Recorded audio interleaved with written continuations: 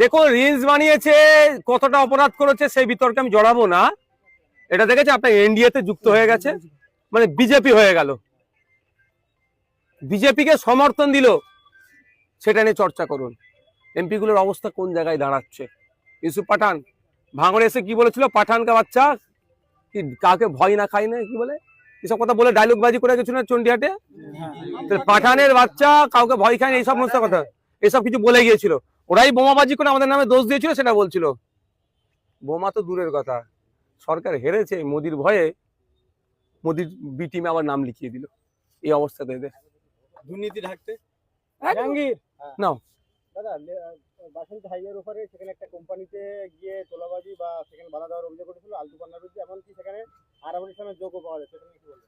দেখুন আমার একদম সরাসরি বক্তব্য, ভাঙড় থেকে তোলাবাজদেরকে ধ্বংস করা হয়েছে গণতান্ত্রিক প্রক্রিয়ায়। নতুন করে তোলাবাজের জন্ম ভাঙড়ে হতে আমি দেব না। আমার একটা অবস্থান ক্লিয়ার। প্রশাসনের যদি অভিযোগ হয়ে থাকে, প্রশাসন অভিযোগের সত্যতা যাচাই করে দেখবে। যদি যাদের নামে অভিযোগ করেছে যদি তারা দায়ী হয়, শাস্তি ভোগ করবে। কিন্তু কিন্তু কিন্তু কিন্তু অনেক ক্ষেত্রে বদনাম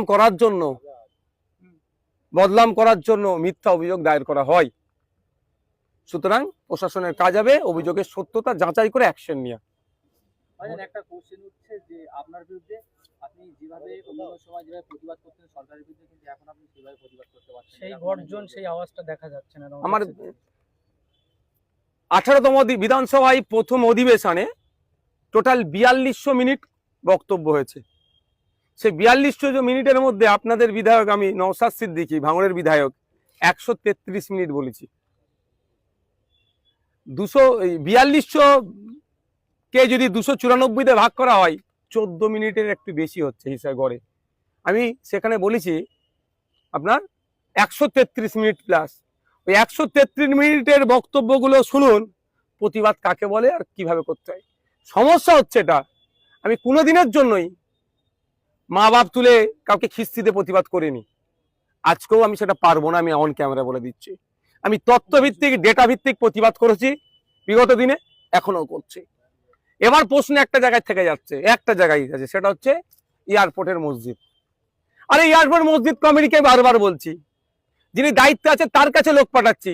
যদি আমাকে রেকগনাইজ না করে, আমি তো ওখানকার বিধায়ক নই, আমি কি করব? আমি যত জায়গায় দেখেছেন সেই জয়নগরে